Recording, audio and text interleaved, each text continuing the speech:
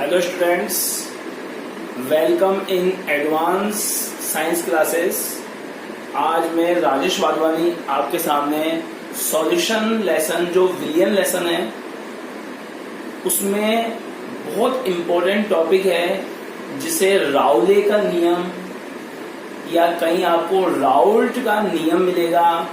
Very important topic को मैं यहाँ पे एक्सप्लेन कर रहा हूँ। एक्चुअल में आज मैं आपके सामने 4 टॉपिक एक्सप्लेन करूंगा, लेकिन जो 3 टॉपिक है उनमें से उनका ज्यादा इंपॉर्टेंस नहीं है, उन्हें हम लोग 11th क्लास में पढ़ चुके हैं।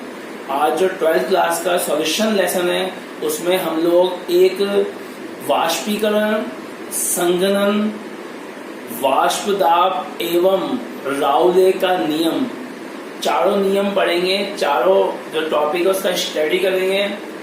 फिर जो अगला जो वीडियो आएगा वो भी राउले या राउल्ट के नियम के से जुड़ा हुआ होगा, इससे संबंधित होगा।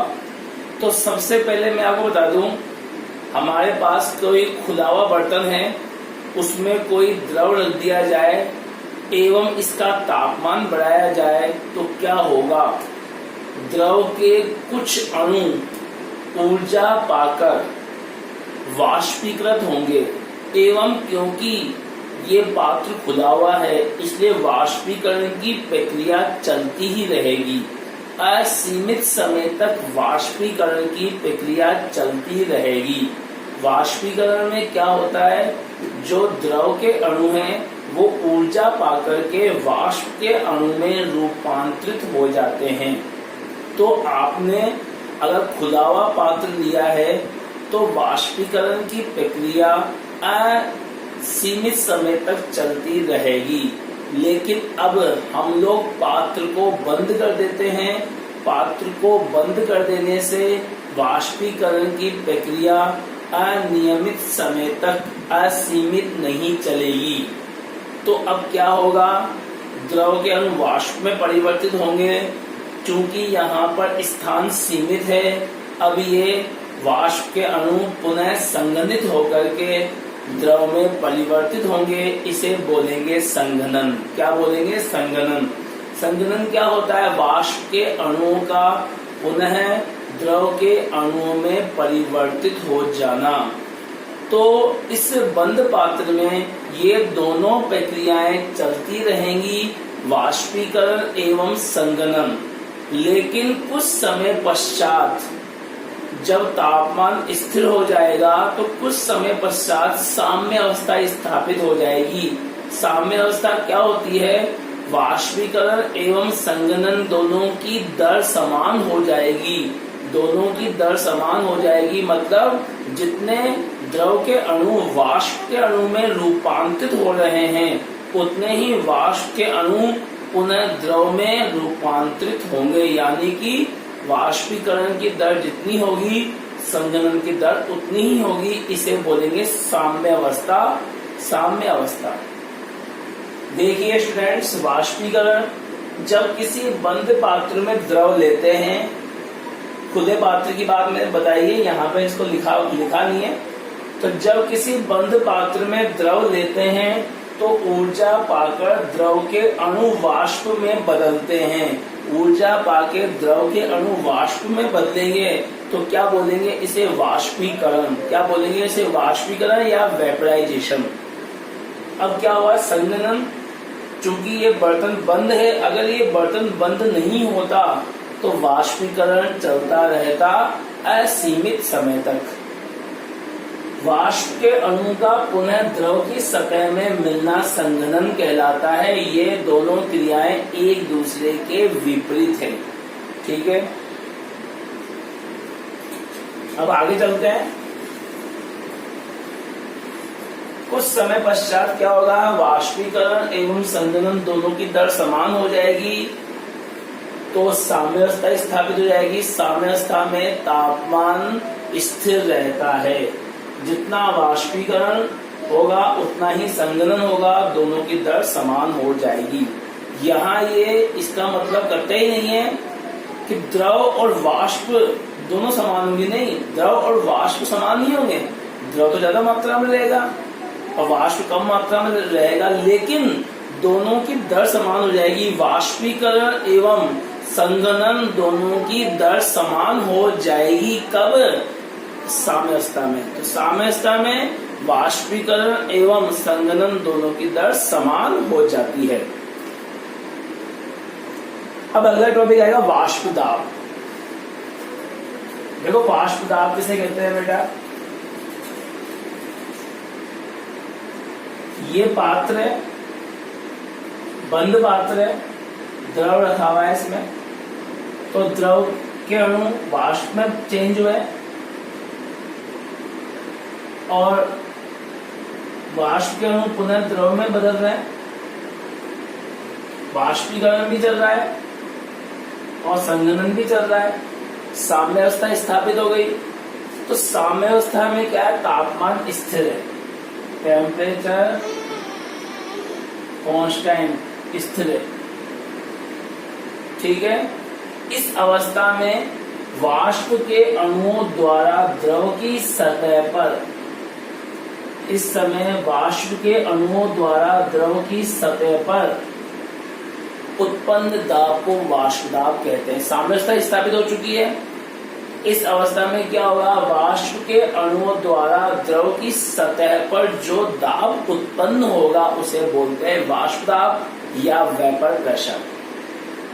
तो वाष्प क्या करता है? द्रव की सतह पर एक दाब उत्पन्न करता है, उसे बोलते हैं वाष्प दाब। और वाष्प दाब कब लिया जाता है? साम्यावस्था में। साम्यावस्था में तंत्र का तापमान क्या होता है? निश्चित होता है। वाष्प दाब एक निश्चित तापमान पर साम्यावस्था में वाष्प के अणु द्वारा द्रव की सतह को उत्पन्न दाब क्या कहलाता है? वाष्प दाब या वेपर प्रेशर कहलाता है। अब ये चीजें हमको समझ में आ चुकी है। इसके बाद हमें राउले या राउल्ट का नियम आसानी से समझ में आ जाएगा। समझने के लिए देखते हैं।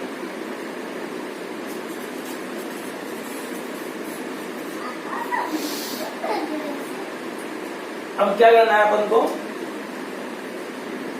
अब एक ऐसे द्विअंगी विलयन पे अध्ययन करना है जिसमें दो घटक है, एक ए है एक बी है, दोनों द्रव हैं। एक विलयन है, उसमें दो घटक है, द्विअंगी विलयन है, कैपिटल ए घटक कैपिटल बी घटक दोनों ही द्रव हैं और दोनों ही वाष्पशील होते हैं। दोनों ही द्रव हैं, दोनों ही वाष्पशील होते हैं। तो माना कि अवयव ए का आंशिक वाष्प दाब पीए है। आंशिक शब्द यूज कब लिया जाता है? जब कोई मिश्रण हो। तो जब यहाँ पे कोई मिश्रण हो ए बी और सी, तो ए का अकेले का वाष्प दाब ए का आंशिक वाष्प दाब कहलाएगा, बी का अकेले का वाष्प दाब बी का आंशिक वाष्प दाब कहलाएगा और सी का अकेले का वाष्प दाब सी का आंशिक वाष्प दाब कहलाता है। तो ए का वाष्प दाब पी ए है और बी का वाष्प दाब पी बी है। ठीक है। ए का मोल भिन्न एक्स ए है और बी का मोल भिन्न एक्स बी है। तो राउल्ट ने क्या बताया? राउले ने क्या बताया? प्रत्येक जो घटक होता है उसका आंशिक वाष्प दाब समानुपाती होता है उसके मोल भिन्न के समानुपाती होता है। प्रत्येक घटक का ध्यान दो बेटा, प्रत्येक घटक का आंशिक वाष्प दाब, प्रत्येक घटक का आंशिक वाष्प दाब उस घटक के मोल भिन्न के समानुपाती होता है। और कुछ भी नहीं बोला, बहुत सिंपल कॉन्सेप्ट है। कोई मिश्रण है अपने पास, इस मिश्रण में दो घटक है, दोनों वाष्पशील अवस्था में, दोनों द्रव अवस्था में। तो प्रत्येक घटक का जो आंशिक वाष्प दाब, आंशिक वर्ड कब यूज लेते हैं? जब मिश्रण होता है। जब अकेला होगा, ए अकेला होगा, बी अकेला होगा, तो आंशिक वर्ड यूज नहीं किया जाएगा। तो आंशिक वाष्प दाब उसके मोल भिन्न के समानुपाती होता है। समझते हैं इसको? यह नियम ऐसे विलयन के लिए दिया गया जिसमें विलय और विलायक दोनों घटक वाष्पशील हो और द्रव अवस्था में। दोनों घटक बताया भी वाष्पशील भी है और द्रव अवस्था में है। तो आप समझते हैं निश्चित तापमान पर, तापमान निश्चित है, वाष्पशील विलय युक्त विलयन, ऐसा विलयन जिसमें वाष्पशील विलय हो में प्रत्येक घटक का आंशिक वाष्प दाब, प्रत्येक घटक का आंशिक वाष्प दाब, प्रत्येक घटक का आंशिक वाष्प दाब उसके मोल भिन्न के समानुपाती होता है। प्रत्येक घटक का आंशिक वाष्प दाब उसके मोल भिन्न के समानुपाती होता है। अब माना दो वाष्पशील अवयव ए व बी है, ये ए व बी, इनके विलयन में आंशिक वाष्प दाब आएगा, आंशिक वाष्प दाब क्रमशः पीए व पीबी है। देखिए आंशिक वाष्प दाब क्या है, पीए व पीबी। आंशिक वाष्प दाब कितने हैं बेटा, पीए व पीबी हैं। इनके मोल भिन्न XA व XB है। ठीक है, हो गया। अब इसको डिस्क्राइब कर देते हैं। तो अब हम लोग क्या करेंगे, PA समानुपाती XA। PA क्या है,